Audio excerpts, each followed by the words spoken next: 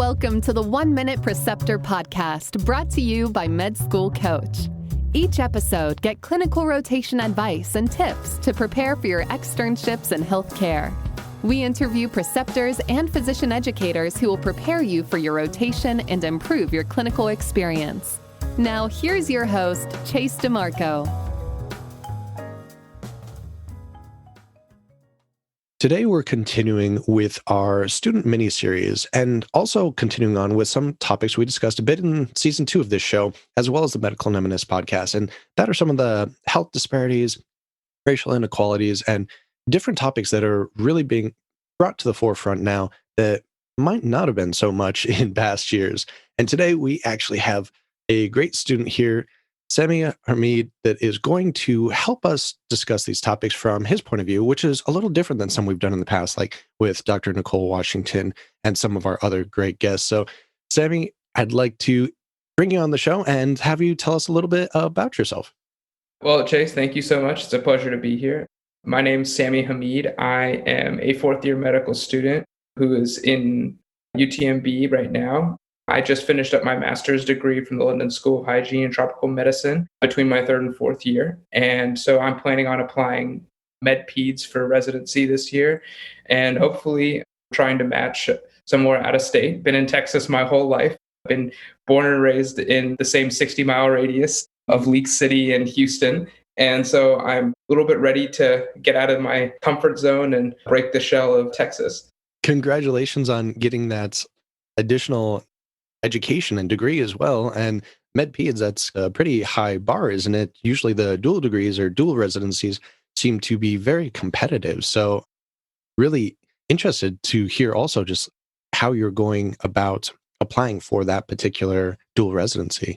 Thank you very much. I think one of the things that's really important to me is I want to be able to practice global health. And one of the things that I aspire to do with my future career is to work in low resource settings, and having the ability to treat anybody and anyone that walks in the door that needs your help is an invaluable skill, and especially in those settings. And so I think MedPeds is a really great training environment for people that want to do that, because you can walk into a clinic and feel like you can make an impact on whatever it is that's going on in the clinic, because you're well trained to take care of pretty much anybody. And so that's kind of my reasoning behind it. Hopefully afterwards I can pursue a little oncology and bring cancer care to low and middle income countries. But that's not necessarily the focus of this podcast, I guess, right now.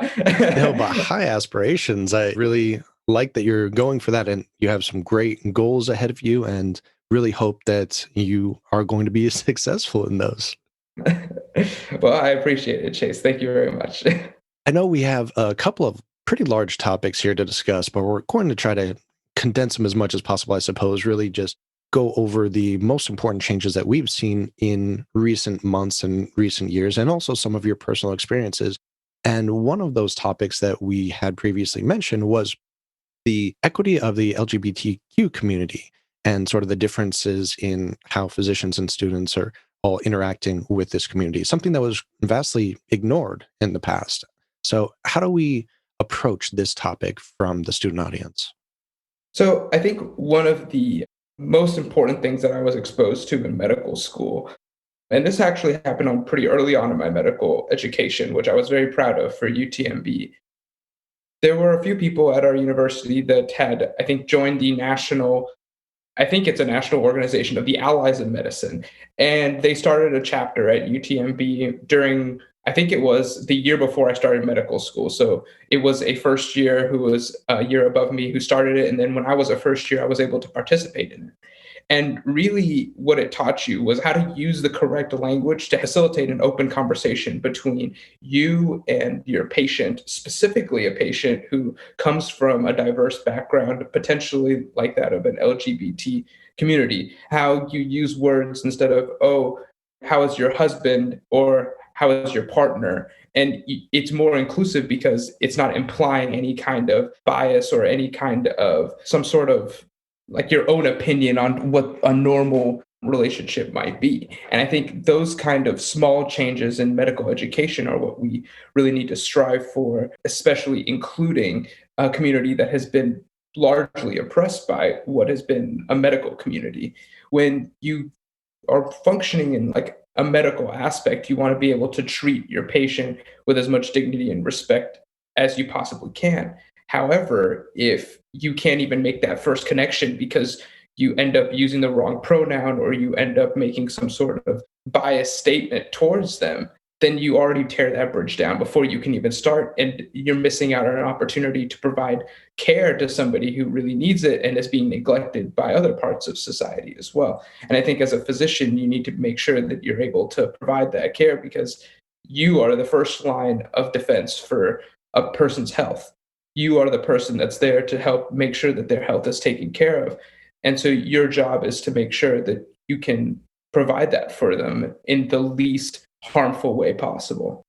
The alliance that you mentioned, is that the Medical Student Pride Alliance? So I'm not sure if that's what the full name is. I've just always heard of it as the Allies of Medicine.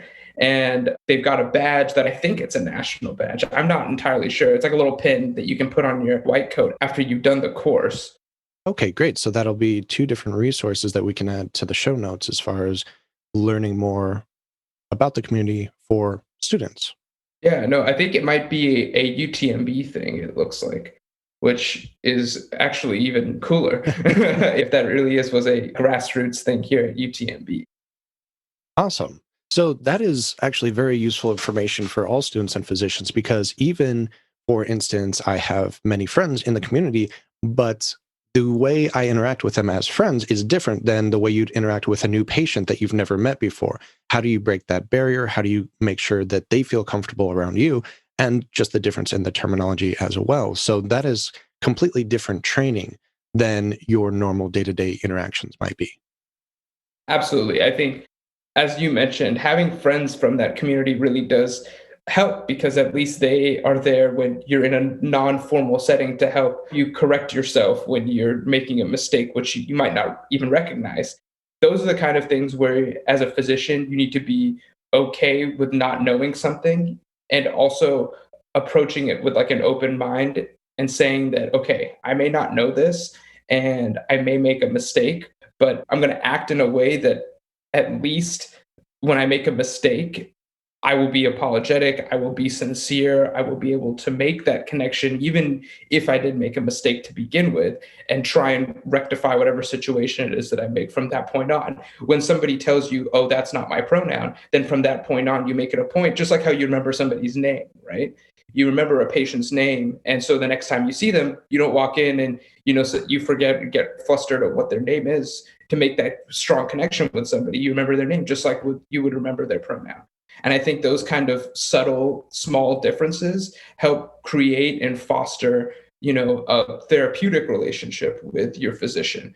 And those are the kind of small changes you can make. So you might make a mistake the very first time you meet one of your transgender patients, but that's okay.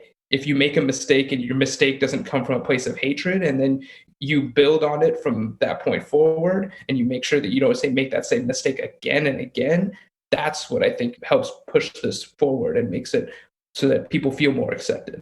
Maybe a good comparison would be you walk into a patient's room and his name is Robert, and he says the first time you meet, oh, just call me Bob. But if you keep calling him Robert afterwards, he's going to think you don't care about him. You're not paying attention to him. It's the same sort of distinction, I guess, just respect for your patient's wishes on how they wish to be addressed. Absolutely. That's a perfect analogy. That's absolutely perfect. Moving on to the next topic, and this is one that we did cover a little bit with Dr. Washington. I believe it was episode 1 of season 2. So for the audience, you can feel free to go back and check that episode out. And that is really around some of the health disparities, the implicit biases within medicine, within the education institute, but also within the health institutes in medicine. And I mean, where do we even start with this one? It's such a complex topic. Yeah. So I think my real passion for health disparities kind of came about during my master's program when I really started to dive deeper into what basically plagues a lot of high income countries and basically throughout the world. And we think of this kind of like as a US problem. And that's because a lot of the research does come from the US. And that's also because we have the largest disparity because we don't have access to uniform health care, right? our system is based primarily on how much wealth a person has. And unfortunately, what basically happens is that the people who don't have the ability to afford healthcare get kind of swept under the rug and then experience worse outcomes. And I think that as a country, it's really sad to see that we might perform really, really, really, really well for when you have a disease that's killing you and you have money to treat that disease and you can get quadruple bypass surgery and you don't have to worry about paying the hospital bills. But when you have to get quadruple bypass surgery and then worry about the hospital bills, the amount of stress that that causes you in your lifetime is not going to positively affect your health outcome. And I think those kind of subtle things are where public health and where social determinants of health and we're learning about all these things in medical education really becomes an asset to you as a physician. Trying to help people at their what we call most upstream determinant of their health. So you want to basically, the analogy is that you're sitting at the bottom of a river and you're pulling people out that are drowning in this rapid river, right? But what you don't realize is that there's a guy at the top of the river kicking people in. So really what you should be doing is going and figuring out why the guy is kicking the people into the river in the first place. And so I think that's what that upstream determinant of health is, figuring out what the biggest root cause of a lot of the disparities are, and tackling that issue is how we can really make a difference in the health of a lot of these underrepresented groups. And so this kind of plays into that whole implicit bias thing. Is that one of the most upstream causes of the health disparities that we see? And I would argue that it plays a very substantial role because, number one, we're not doing anything to tackle it because we don't even realize it's there. And that's why it's got that name, implicit bias. So our ability to understand that topic a little bit more and to kind of delve a little bit deeper into that topic, that is what's going to open up a door for us to tackle it and solve it and hopefully be able to make some differences in it long term. It seems so difficult because unless you are studied in that particular topic, it's often very difficult for you to see that particular topic. And it doesn't matter what the topic is. But even more so when we're talking about something called implicit bias, when the implicit nature of it is the unconscious nature of it. Unless you are studying and seeing the research showing that this is caused by this, or there is a strong correlation of this and that due to this bias, a lot of people just fail to see it in themselves, fail to admit it, think there's a negative stigma if they are to admit it to themselves, and therefore no change is made. That just seems like such a barrier to cross at this point. What do we need to do? Do we need to educate physicians and students on this a little bit more? Are they mostly there and it's more the public that need to be educated more on this topic? There's just so much backlash, especially in recent months, to even using the term. It's, again, such a huge barrier. So I think that question's tough to answer in general for many different reasons. And I think a lot of times what that kind of leads to is me giving my opinion as opposed to me basing this in some kind of factual evidence. And so I'll give you my opinion as basically the preface to is that long spiel. But basically what I think is that if we really want to tackle these issues, I think Dr. Washington said it best when she said that we need to just have conversations about it. We need to be open and honest and have conversations about it, no matter how tough those conversations might be. At least when you have a conversation about it, you recognize that you're acknowledging it. And that's the first step to at least making a change, is that if you realize that you're making some sort of biased decisions. I think that our generation of physicians is going to be more in tune with that than any generation of physicians before us. And I think that's a very positive thing. I don't see it being an issue maybe 200, 300 years from now. But in order to get to that point 200, 300 years from now, we need to go through the tough growing pains of right now. And I think that's going to be what's going to be the hardest part, is getting people all on the same page right now. And moving forward, how do we get people to start recognizing these subtle, implicit things that they're doing? And that requires a lot of training. It requires a lot of self-reflection, and it requires a lot of dedicated time to look inward and be like, what am I doing as a physician to harm my patients that I don't even realize that I'm doing? And those kind of conversations are not only tough to have with other people, but also tough to have within yourself, because that requires you to say, I'm making a mistake. And as a physician, do we ever want to admit that we make a mistake? No, right? Because that is a sign of weakness, like you just mentioned. And I think those are all cultural changes that need to happen within medicine as a whole. I think you bring up a good point that hopefully in 200, 300 years, this won't be an issue. But we also thought that, 50 years ago, this wasn't going to be an issue in 50 years from now, and it still is. So I guess the problem we need to maybe really focus on now is not hitting that stagnation again, as we have in the past, to get past the backlash that some people portray and the misinformation out there. And like you said, maybe the most important thing is to ask ourselves, okay, what am I doing that I could do better? What are some of the mistakes I'm probably making that I'm not recognizing? Or ask a peer that you trust their opinion. Hey, do you notice anything in me that I could be doing better? Have you noticed that I've interacted in a way that might be inappropriate, or that I can benefit from some change, or my patients can benefit from some change? So just being aware of that and constantly improving, I suppose, is that little personal addition that we can all strive for betterment. That is exemplified in the example that we gave with the LGBTQ community as well, right? When we have friends that are of that community, we always ask their advice to make sure that, are we doing whatever it is that we're doing correctly? And it's the same way with our communities of underrepresented folks in medicine.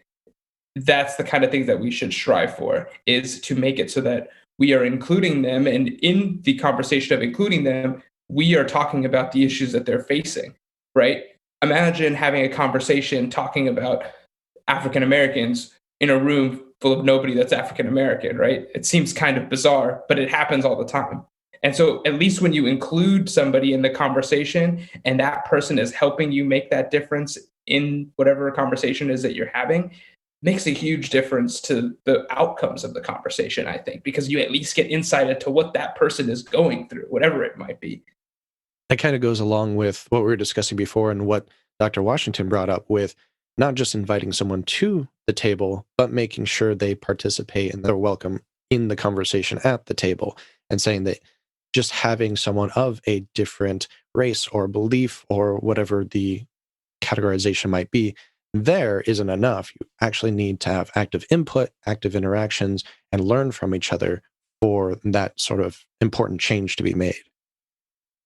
To reference, hopefully everybody's heard that episode. It's a wonderful episode if you haven't taken a listen to it. But Dr. Washington gives a phenomenal analogy of a crawfish boil, where, you invite somebody to a crawfish boil, but if you don't sit down with them and they've never eaten crawfish before, and you don't teach them how to unshell a crawfish and eat the meat from a crawfish, then really you're not really making them feel included in the actual event of the crawfish boil, right? The crawfish is a side dish to the social aspect of interacting with everybody and talking with everybody at a crawfish boil.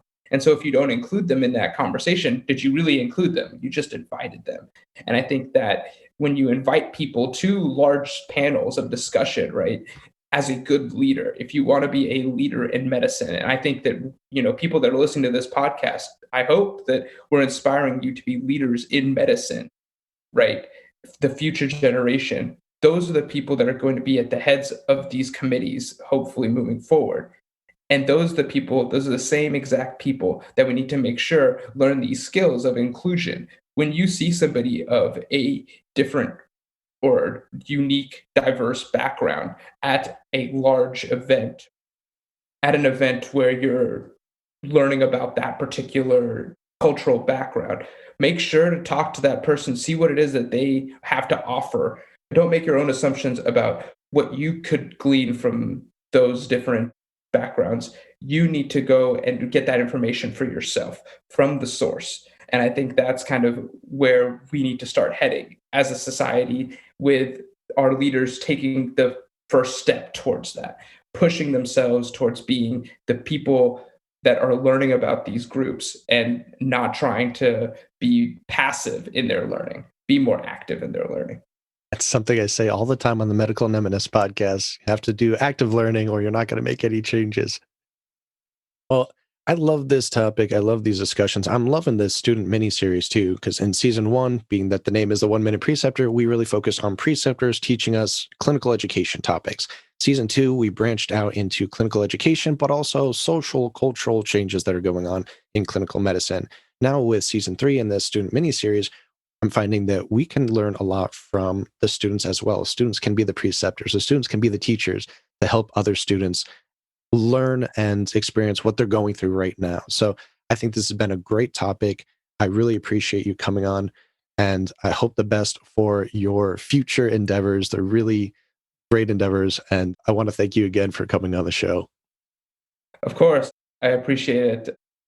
It's been a real pleasure to talk with you. And obviously, this isn't going to be solved by one 20-minute podcast on Saturday morning. But I think there's a lot of discussion to be had, which is the real important part, that we're out here at least bringing the topics to the forefront. And we have an opportunity to really discuss something like this on a national level. I think that's where we're heading. And I think that's a positive, very positive thing to have in our future. So next generation of physicians have an opportunity to work in an environment where they don't feel like they're being attacked, or they don't feel like they're being not well represented. And those are the kind of things that we should be striving for as a society. So I think we're on the right path. Agreed. And is there any resource or way to contact you that you'd like to share with the audience? You're more than welcome to contact me through my UTMB email. I'll go ahead and send that to you, and then you can post it on the webpage. Feel free to anybody to reach out or talk to me. I am more than happy to have any discussions. If I said something incorrect, or if I did anything that might have offended somebody, please reach out to me and correct me. I have no shame in being wrong. There is no shame in being wrong when you don't know something.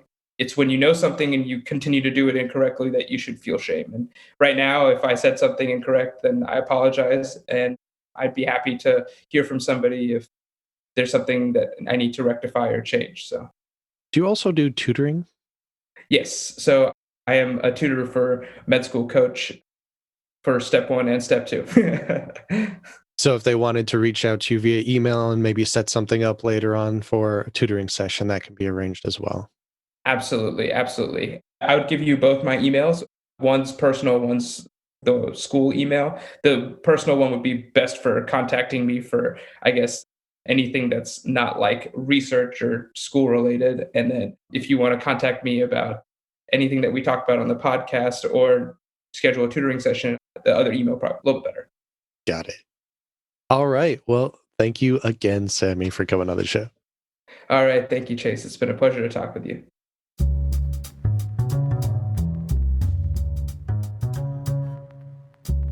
The 1 Minute Preceptor podcast is powered by Med School Coach. To access Med School Coach services like USMLE tutoring or residency admissions advising, visit our website at medschoolcoach.com. Good luck as you prepare for your board exams, and we hope you tune in again next time.